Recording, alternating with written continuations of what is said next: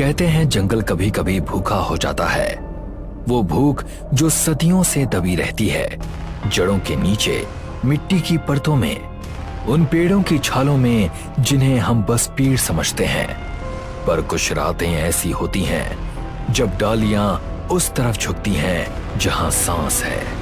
40 साल से दो रूहें इंतजार कर रही थीं। एक को चमक से नफरत थी तो दूसरे को शोर से डर। ये कहानी उस भूख की है जो मरती नहीं, बस इंतजार करती है।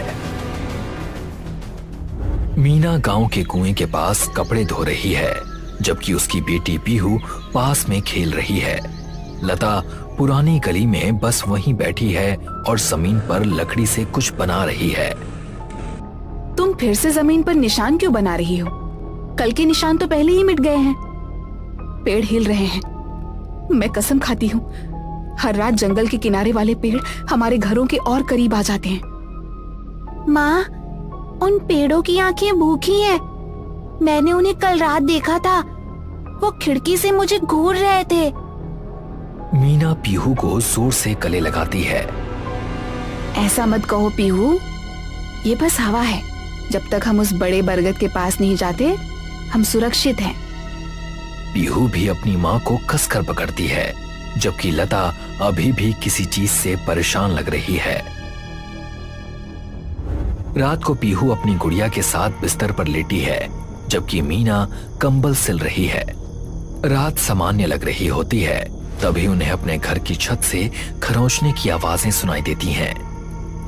माँ, क्या आपको वो आवाज सुनाई दी?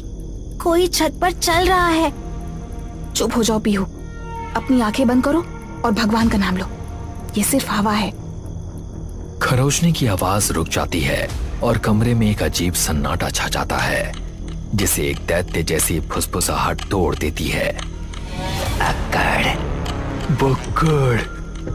मीना की आंखें डर से बड़ी हो जाती हैं। वो घबराकर दरवाजे की ओर देखती है तो उसे दरवाजे की दरार से कुछ नुकीली टहनियां रेंगती हुई धीरे धीरे कमरे के अंदर आती हुई दिखती हैं। अगले दिन लता और उसकी एक दोस्त गीता पुराने बरगद के पेड़ के पास आती हैं। वो वहां प्रार्थना करती हैं और पेड़ को कुछ फूल और फल अर्पित करती हैं। पेड़ की शाखाएं मानो इंसानी हाथ जैसी दिख रही हैं। लता, क्या तुम्हें लगता है कि वे हमें छोड़ देंगे? 40 साल हो गए हैं जब से वे यहाँ आए हैं। अगर हम उन्हें खुश नहीं रखेंगे तो वो और गांव वालों को ले लेंगे। हमें बस याद रखना है कि अक्कड़ को चमकती हुई चीजों से नफरत है और बक्कड़ को शोर से। देखो उस डाल पर क्या लटका है, वह तो मीना का दुपट्टा है। वह कल यहाँ आई थी क्या?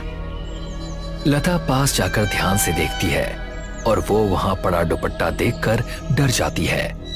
ऐसा लगता है जैसे इसे किसी संघर्ष में फाड़ दिया गया हो।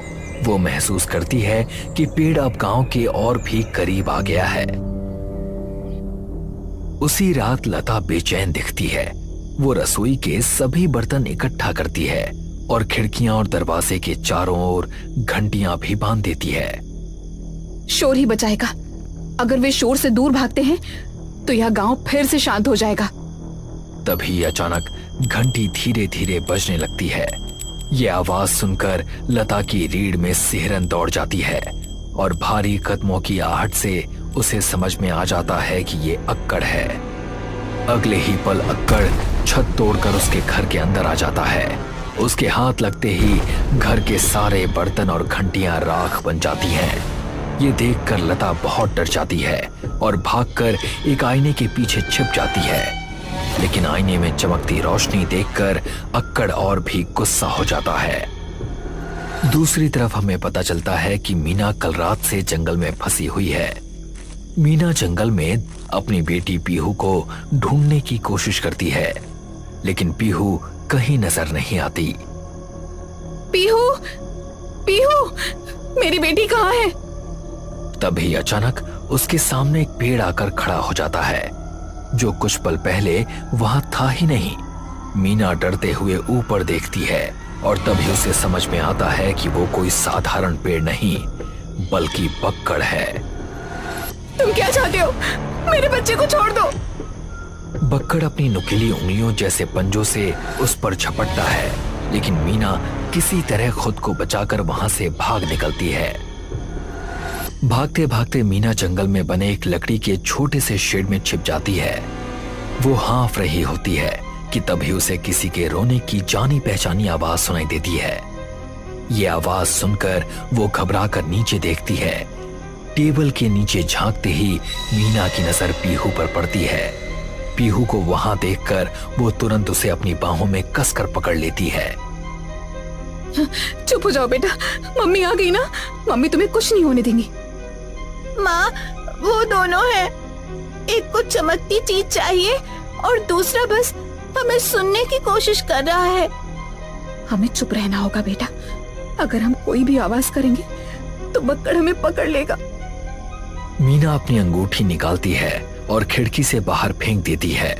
उम्मीद करती है कि बक्कड़ इसे उठाकर चला जाएगा। शेड के बाहर तभी अक्कड़ और बक्कड़ दोनों आ पहुंचते हैं। अक्कड़ की नजर बाहर पड़ी चमकती हुई अंगूठी पर पड़ती है और वो समझ जाता है कि आसपास कोई इंसान छिपा हुआ है। उधर बक्कड़ शेड के अंदर से मीना और पीहू की धीमी सांसों की आवाज सुन लेता है। दोनों धीरे धीरे आगे बढ़ते हैं।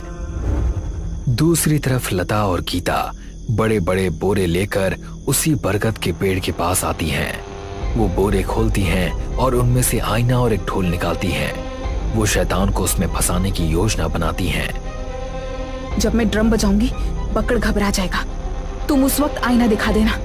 अक्कड़ अपनी परछाई में उलझ जाएगा। ये तो बहुत खतरनाक है, अगर हम असफल हुए तो तब यह पूरा गांव खत्म हो जाएगा। चलो। लता एक पल के लिए घबरा जाती है, लेकिन फिर हिम्मत जुटाकर पूरी ताकत से ढोल बजाना शुरू कर देती है। ढोल की आवाज पूरे जंगल में गूंजने लगती है और चारों तरफ खड़े पेड़ जोर जोर से हिलने लगते हैं। डर के बावजूद लता ढोल बजाना बंद नहीं करती और लगातार उसे बजाती रहती है। जब अक्कड़ और बक्कड़ शेड पर हमला करने ही वाले होते हैं, तब उन्हें दूर से ढोल की आवाज सुनाई देती है। उनके चेहरे गुस्से से भर जाते हैं और वो शेड को छोड़कर उस आवाज की तरफ दौड़ पड़ते हैं। लता लगातार ढोल बजाती रहती है, जबकि गीता आईनों से बना स्टैंड तैयार करके वहीं खड़ी रहती है। कुछ ही देर में अक्कड़ और बक्कड़ उनके सामने आ पहुंचते हैं। उनके आते ही जमीन तक जोर से कांप उठती है। बक्कड़ ढोल की तेज आवाज सुनते ही तड़पने लगता है और अपने कानों को दोनों हाथों से कसकर ढक लेता है। वहीं अक्कड़ गुस्से में लता और गीता की तरफ तेजी से हमला करने के लिए दौड़ पड़ता है। तभी गीता तुरंत बीच में आ जाती है और आईनों से बना स्टैंड अक्कड़ के सामने कर देती है। आईनों की तेज चमक अक्कड़ की आंखों पर पड़ती है, जिससे अक्कड़ कुछ पल के लिए अंधा सा हो जाता है। वो घबराकर पीछे हटता है और गुस्से में जोर से गुर्राने लगता है। गीता उनके गुर्राने की आवाज सुनकर डर जाती है, जबकि लता उसे समझाते हुए शांत करने की कोशिश करती है। ऐसे ही खड़ी रहो, बिल्कुल कमजोर मत पड़ना। अक्कड़ और बक्कड़ धीरे धीरे मुरझाने लगते हैं और उनके शरीर में दरारें पड़ने लगती हैं। वो घुटनों के बल गिर जाते हैं और खुद को संभाल नहीं पाते। उनका छाल एक एक करके टूटकर नीचे गिरता है। ढोल की आवाज और आईनों की चमक अपनी पूरी ताकत पर होते हैं। अक्कड़ और बक्कड़ अंततः राख में बदल जाते हैं और उनकी आत्माएं हवा में समा जाती हैं। अगली सुबह गांव फिर से सामान्य हो गया है और बरगद का पेड़ अपने असली स्थान पर वापस चला गया है। लता, गीता, मीना और पीहू उस जगह पर खड़ी हैं जहां अक्कड़ और बक्कड़ मरे थे। वो सभी उस जगह की ओर देखती हैं। उनके अंदर अभी भी डर की हल्की हल्की सनसनाहट बनी हुई है। क्या वो वापस आएंगे? वो 40 साल से भूखे थे, लेकिन आज हमने उन्हें रोक दिया। लेकिन हमें हमेशा सावधान रहना होगा। मीना पीहू को अपनी बाहों में उठाती है और जंगल की ओर देखती है।